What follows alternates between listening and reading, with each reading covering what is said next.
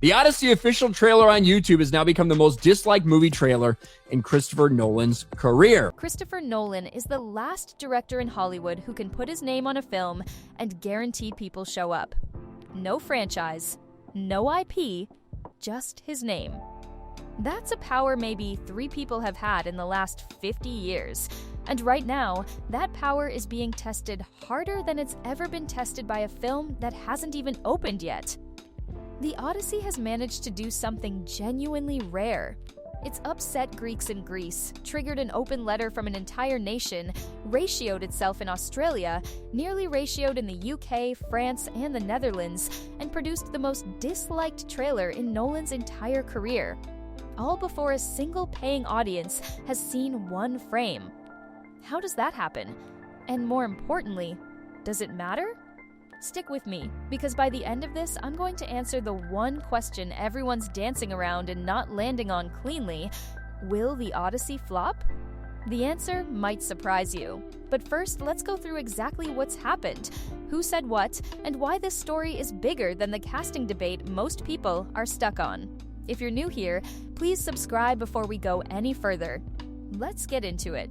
Let's start with something that nobody saw coming. Of all the films to become the center of a full-scale culture war in 2026, Christopher Nolan's The Odyssey was at the bottom of the list. This is the man who made The Dark Knight, Inception, Dunkirk, and Oppenheimer. A director with a reputation built entirely on craft, technical authenticity, and cinematic immersion. He famously doesn't own a cell phone. He insists on shooting on film. He's the person you least expect to walk into a casting controversy. And yet, here we are. There was always something slightly off about Nolan taking on the Odyssey in the first place. This is a man whose entire filmography is about grounding the fantastic in reality. Even his superhero films were stripped of their comic book abstraction and rebuilt on something that felt tactile and real.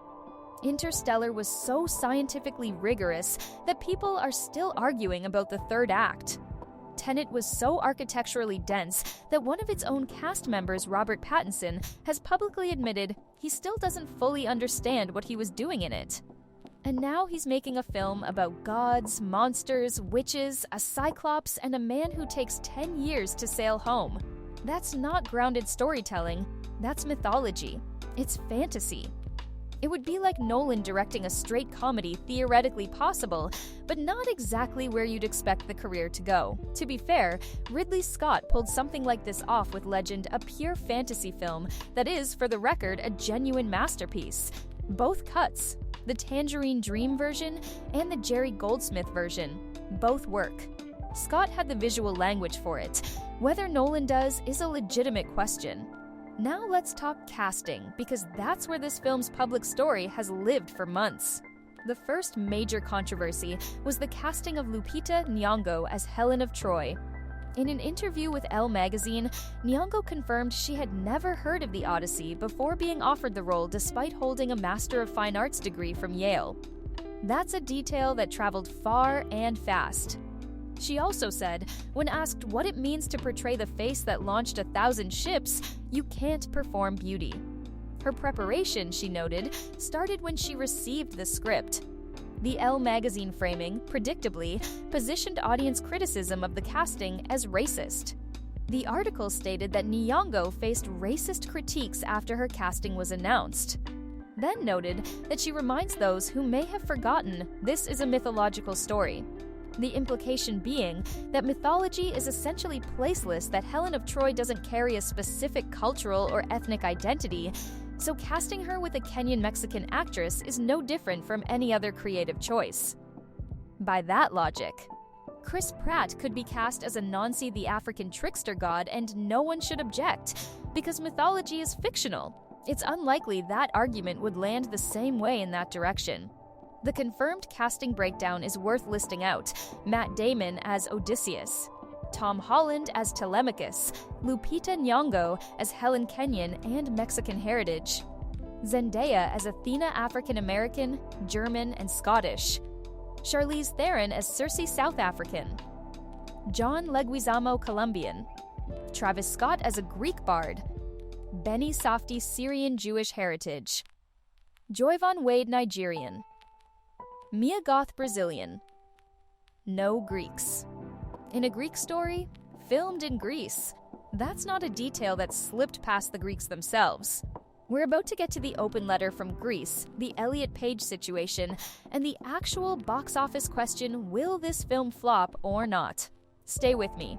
If you haven't subscribed yet, now is the time. Greece responded. Not Greek American advocacy groups, not diaspora organizations, Greece itself. An open letter was sent to Christopher Nolan and Universal Pictures, the core of which read, "We did not vanish. We are still here for more than 3,000 continuous years, whose Greek identity has persisted through transformation rather than disappearance." The letter wasn't written from a position of cultural fragility. It was written from a position of documented continuity.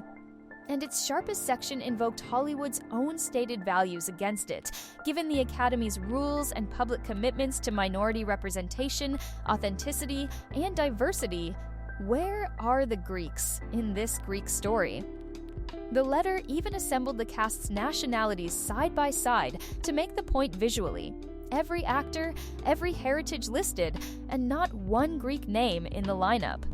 Filmed on Greek soil. No Greeks on screen. Greece has now joined the list of countries where the trailer metrics have gone sideways.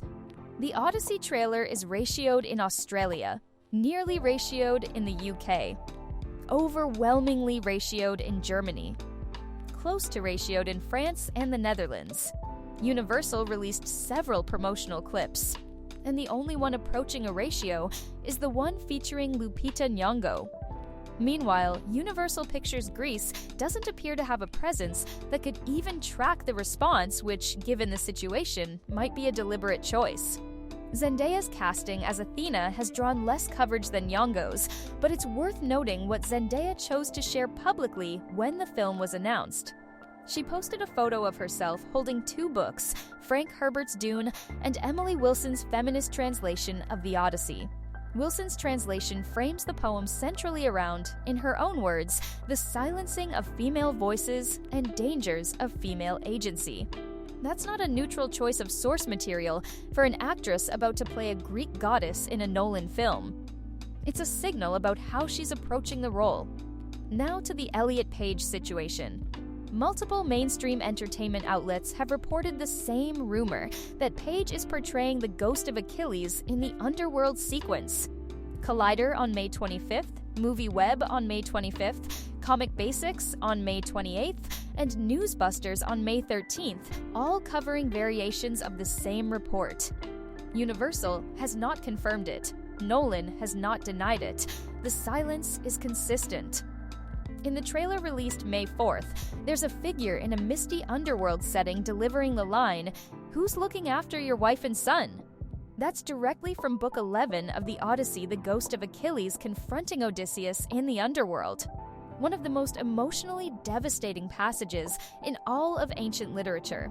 The figure in the trailer matches Page's physical profile and voice, according to outlets that have analyzed the footage. The Access Media response to all of this has been predictable. Collider ran a piece titled, "The insane reactions to Christopher Nolan's The Odyssey are part of a bigger problem Hollywood can't ignore." The piece framed audience criticism as premature judgment and invoked Star Wars fandom as its comparison case, the argument being that online negativity is a cultural disease that corrupts the ability to engage with films fairly. The piece also called The Odyssey a victim of the negative economy. The film isn't a victim. The film made choices. Audiences are responding to choices. That's not a disease. That's an audience.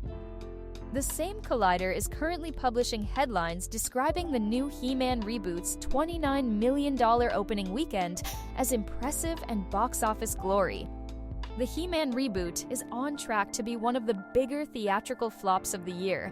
That's the source running defense on the Odyssey's casting decisions. Newsweek: Christopher Nolan's Odyssey swept up in the culture wars. Vanity Fair: why can't Elon Musk just shut up about Christopher Nolan's The Odyssey? Coming soon, The Odyssey's casting backlash doesn't hold up under any scrutiny. This is the anti-marketing cycle playing out in real time. The coverage isn't defending the film on artistic grounds, it's delegitimizing the audience asking questions. Now, the actual question. Will the Odyssey flop? No. Here's why that answer is probably not what you expected after everything above. Christopher Nolan's worst film, Tenet, made $365 million worldwide. It did that during a period when half the world's theaters were closed, COVID restrictions were in varying stages of enforcement globally, and audiences were genuinely uncertain whether attending a cinema was a health risk. Tenet made $365 million under those conditions. That is the floor of what a Nolan film does. When Odyssey tickets went on sale for 70 memer and premium format showings, people were waiting in online queues for over an hour. That's not a flop trajectory. That's a prestige release with a committed core audience. The film was shot entirely on IMAX film cameras in large format, in 70 ms 5 perforations, running vertically through the projector. This is one of the most technically immersive theatrical experiences available. People who care about cinema as a physical experience will show up for that alone. The format is a draw independent of any casting controversy. At a $250 million production budget, the Odyssey needs serious numbers to be profitable when marketing is factored in. The tracking drop from 54 to 46 in 3 weeks is real and significant. Interest tracking below Scary Movie 6 for a Nolan film is an anomaly, but Nolan's audience has a floor that most directors don't have a ceiling for. Realistic projection, somewhere between $600 million and $800 million worldwide. Profitable, not Oppenheimer, not a career-defining triumph. But not a flop. The more interesting question isn't whether it makes money, it's whether it's any good. And that question remains genuinely open. Nolan has earned a level of benefit of the doubt that almost no one else in Hollywood currently holds. Whether the casting choices reflect artistic intention or ideological compliance, that will be answered by what ends up on screen on July 17th. What's already answered is this: Hollywood claimed for years that diversity, inclusion, and authentic voices were the framework. Greece just wrote an open letter pointing out that those words apparently don't apply to Greek stories told by Hollywood. The irony isn't subtle. It's not even irony anymore. It's just the policy, stated plainly. July 17th, 2026, The Odyssey opens. We're going to know very quickly whether Nolan's instincts held, whether the audience that showed up for Oppenheimer comes back for this, and whether the controversy that built for 6 months translates into a box office story or gets swallowed by a strong film. I'll be covering the opening weekend numbers, the critical response, and what it all means for where Hollywood goes next. Subscribe so you don't miss that. Drop a comment. Do you think the casting controversy affects the long-term box office, or does Nolan's name carry it regardless? I read everyone. This is the channel. See you in the next one.